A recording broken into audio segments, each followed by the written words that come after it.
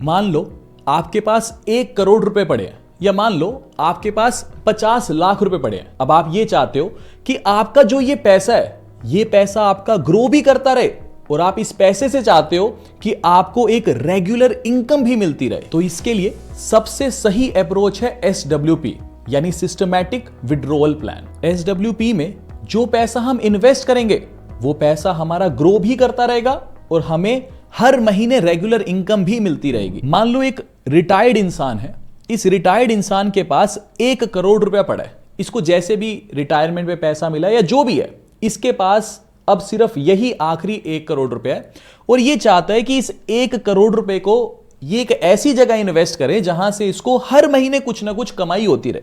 अच्छा, कमाई तो होती रहे, साथ में ये ऐसा भी चाहता है कि इसका ये पैसा खत्म ना हो। या तो ये पैसा 1 करोड़ का 1 करोड़ ही रहे, या फिर ये पैसा बढ़ता भी रहे, साथ साथ उसको हर महीने कुछ ना कुछ ब्याज भी मिलता रहे। अब देखो, अगर तो ये इंसान कहता है कि मैं रिस्क बिल्कुल भी नहीं लेना चाहता, मतलब क्योंकि मेरे पास आखिरी का 1 करोड़ रुपया ये पड़ा है, सिर्फ लास्ट 1 करोड़ है, अगर ये खत्म हो गया तो मतलब मेरे पास कुछ बैकअप नहीं है, समझ गए।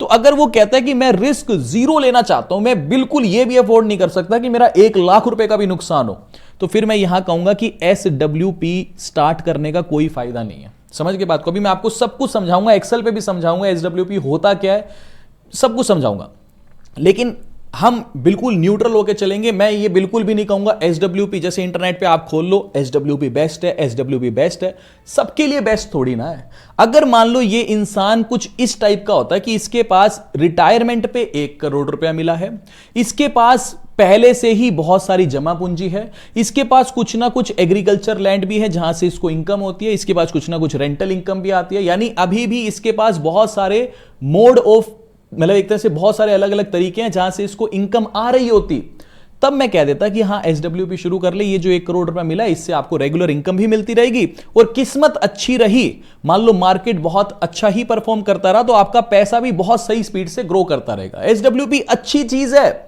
मैं ये नहीं कह रहा SWP बेकार चीज है, लेकिन SWP किसके लिए अच्छी चीज है कि अगर इसके पास 1 करोड़ रुपया पैसा है, उसके अलावा इसके पास अभी भी दूसरे तरीके हैं जहां से इसके पास पैसा आ रहा है, तब SWP अच्छा था। लेकिन अगर आखिरी 1 करोड़ रुपया है, तो फिर मैं नहीं कहूंगा कि बिल्कुल भी रिस्क लो। फिर मैं ये कहूंगा कि शांति से, अगर कोई इंसान रिटायर्ड है, शांति से सीनियर सिटीजन सेविंग स्कीम में कुछ ना कुछ पैसा डाल दो।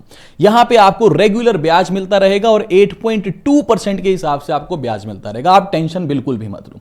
क्यों? पीस ऑफ माइंड जियो।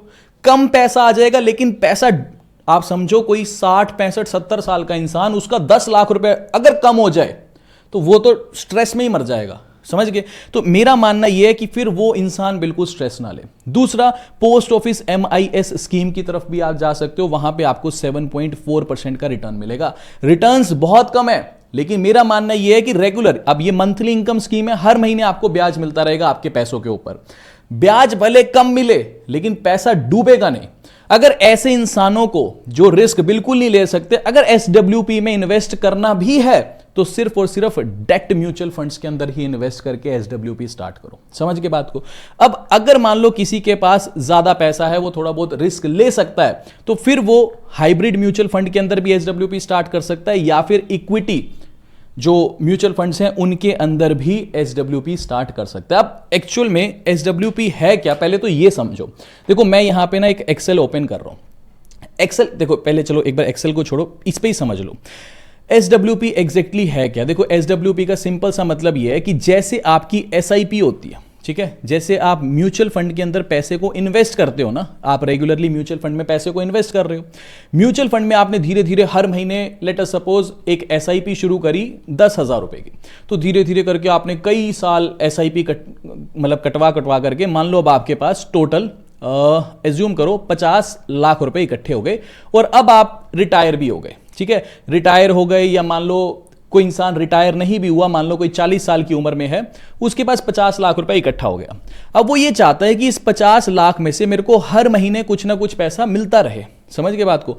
साथ साथ वो ये भी चाहता है कि मेरा 50 लाख भी धीरे धीरे बढ़ के 1 करोड़ तक पहुंच जाए। तो इसमें SWP मतलब क्या होता है? SWP होता है सिस्टमैटिक विड्रॉल प्लान। जैसे मान लो एज्यूम करो कि आपका जो ये फंड है, ये 10% का रिटर्न दे रहा है, ठीक है।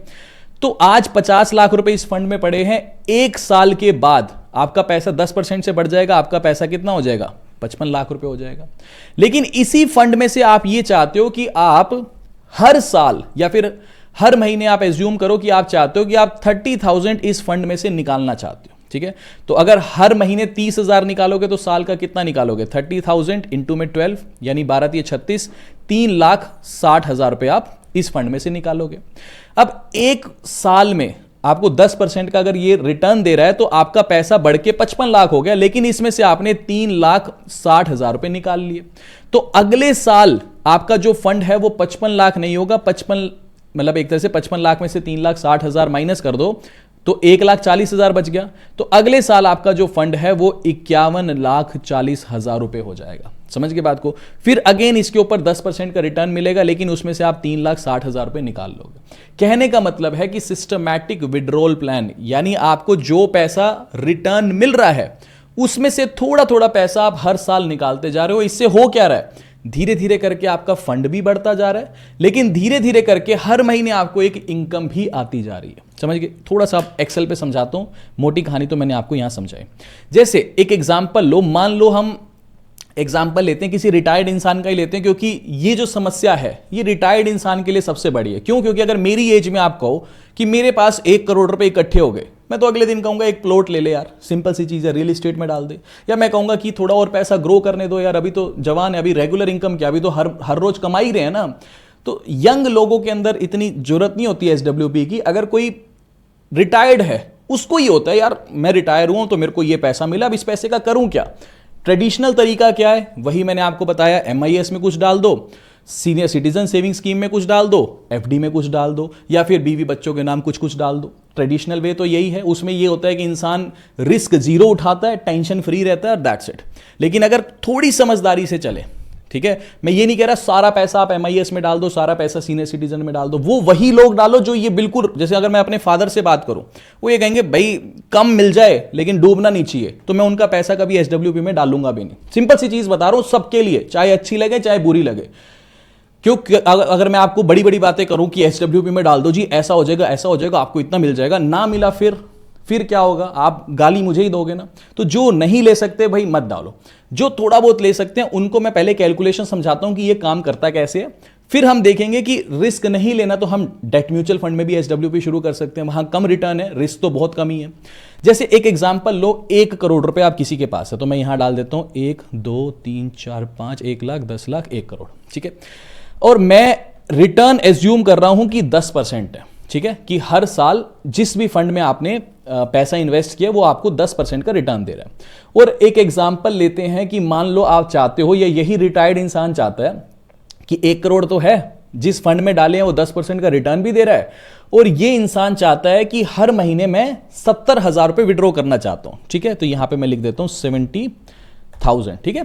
तो ये 70,000 रुपए हर महीने विड्रॉ करना चाहता है, तो साल के कितने हो गए? 12 पंच 60 72 70 84, यानी 8,40,000। तो यहां पे हम 8,40,000 रुपए एंटर कर देंगे, ठीक है। तो हर साल ये 8,40,000 रुपए निकालेगा। अब एक बार थोड़ी सी कैलकुलेशन मैंने अभी यहां पे सिर्फ 5 साल की कैलकुलेशन रखी है, आप चाहो तो इसको चेंज कर सकते हो, 10 साल की भी रख सकते हो, चलो 10 साल की रख देते हैं, ठीक है।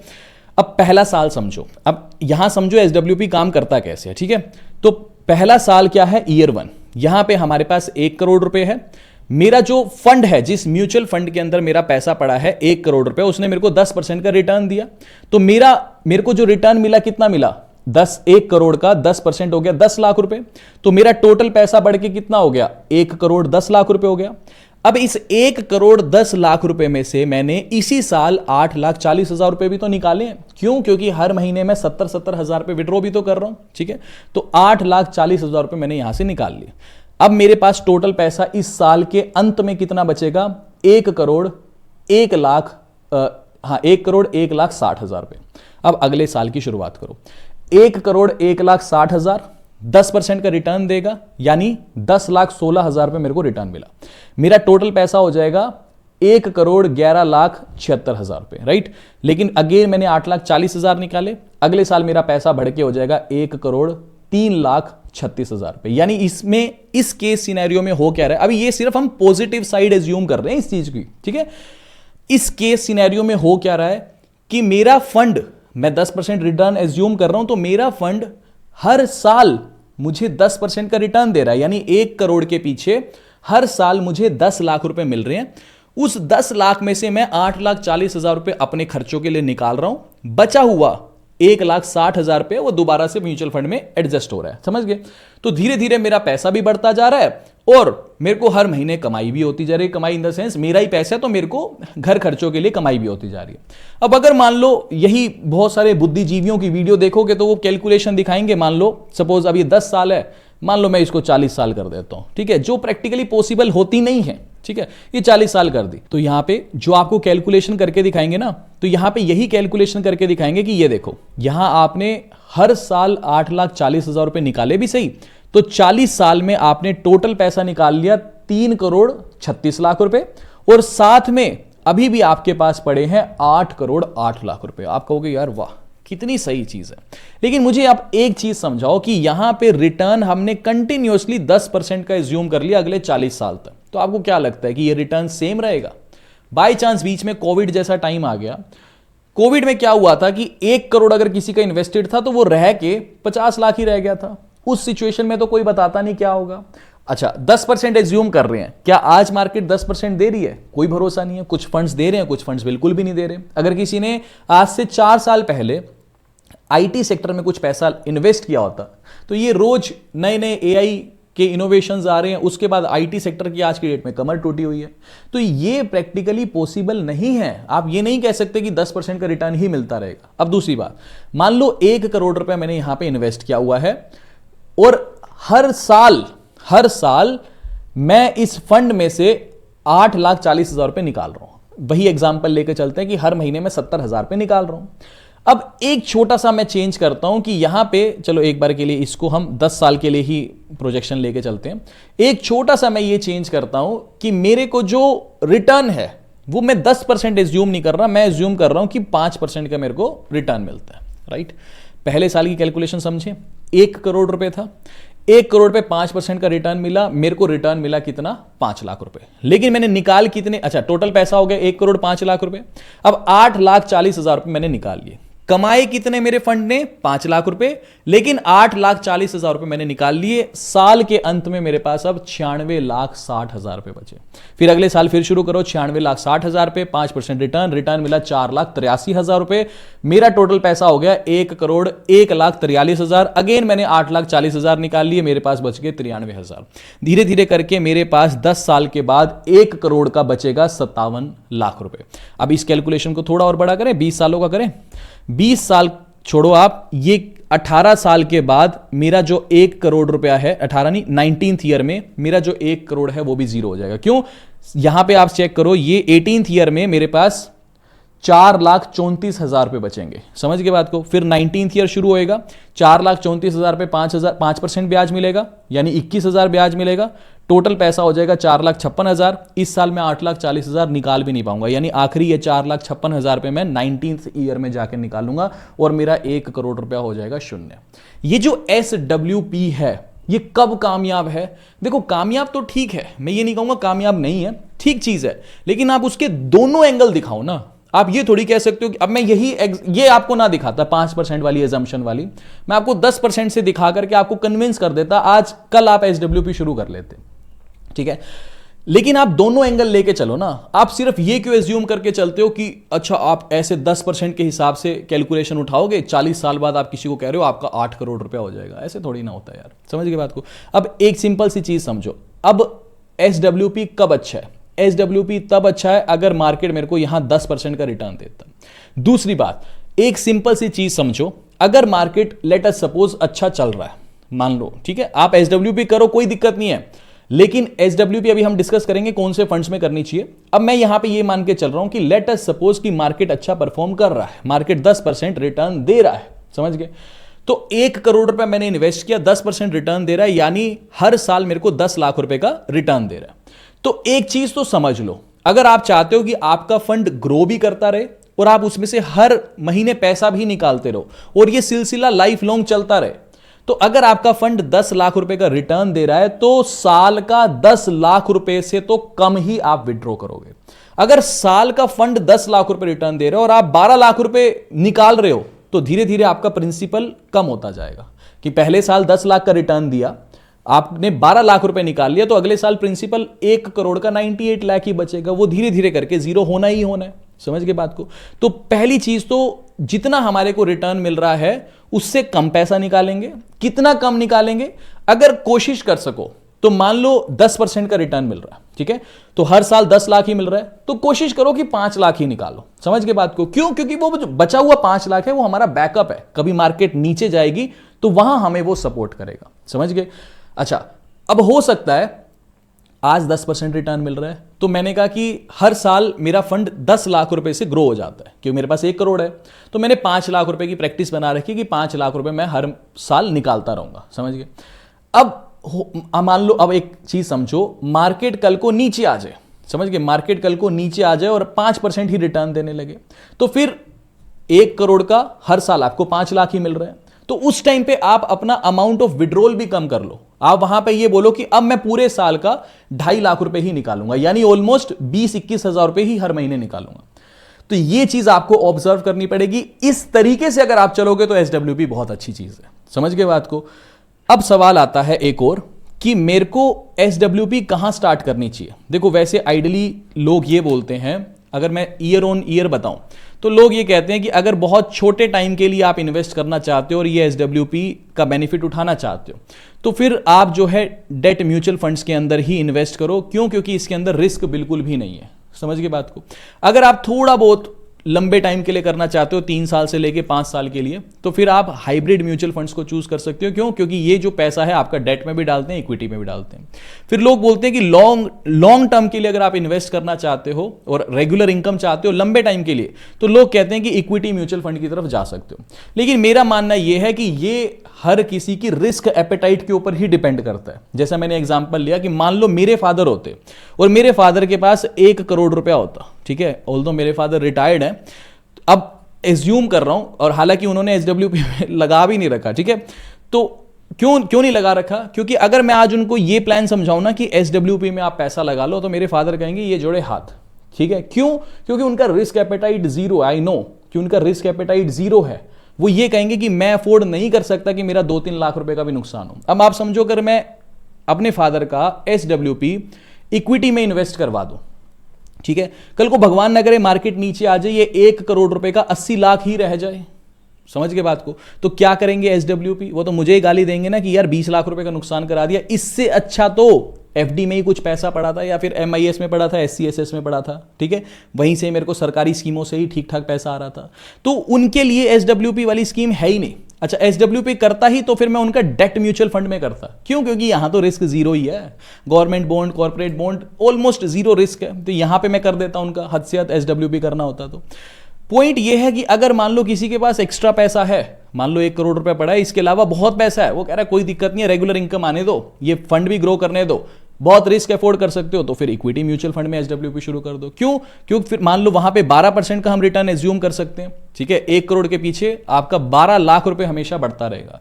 इसमें से आप मान लो आप ये भी कहते हो कि 8,40,000 रुपए मैं निकाल भी लूं, तब भी आप हमेशा 70,000 रुपए महीने का निकालते रहोगे, तब भी आपका फंड जो है ग्रो करता रहेगा। क्यों? क्योंकि इक्विटी के अंदर रिटर्न्स अच्छे मिल जाते हैं, ठीक है, लेकिन हाँ रिस्क भी उतना ही जुड़ा हुआ है। हो सकता है 1 करोड़ रुपए घट के कम भी हो जाए। समझ गए? तो मैंने आपको दोनों पक्ष समझा दिए।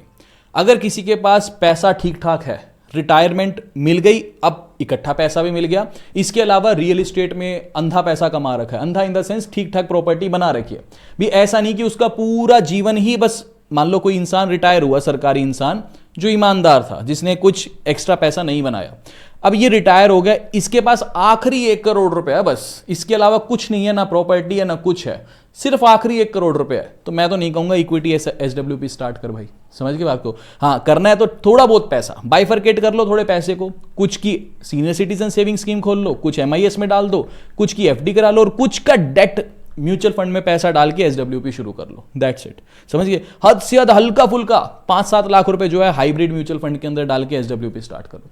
कोई रिस्क ले सकता है तो फिर वो अगेन, ये मैंने आपको एक ना भाई समझ के, ठीक है, भाई समझो, मेरी हमेशा सलाह यही रहती है कि अपने पेरेंट्स के पैसे को संभाल के चलो। कई बार बच्चे देखते हैं वीडियोस, ठीक है, और ऐसी वीडियोस देख लेते हैं कि अपने माँ बाप का पैसा उठा करके फिर मार्केट में डाल देते हैं। तो मैंने दोनों पक्षों को सलाह दी है, ठीक है। मेरे को कोई बेनिफिट नहीं है, मैं बड़ा न्यूट्रल होकर हर चीज़ लेके चलता हूँ, क्योंकि मैं ऐसे परिवार से आता हूँ जहाँ हमने अपने टाइम में बहुत लिमिटेड पैसा देखा है, तो मेरे को पैसे की वैल्यू है। कुछ लोग बहुत अमीर परिवारों में पैदा होते हैं तो वो सलाह भी वैसी देते हैं। तो मेरे पास जब भी आओगे तो मैं ऐसी सलाह दूंगा कि पैसे की बहुत वैल्यू है, हम उसके साथ रिस्क या फिर मज़े नहीं कर सकते। तो अपना रिस्क एपेटाइट देख के आप उस पैसे को जहां आपको ठीक लगता है आपके रिस्क एपेटाइट के हिसाब से इन्वेस्ट करो। ये पूरा टॉपिक था SWP का। उम्मीद करूंगा आपको ये सेशन इंफॉर्मेटिव लगा होगा। अभी के लिए this is end of the video. Thanks for listening and thank you all.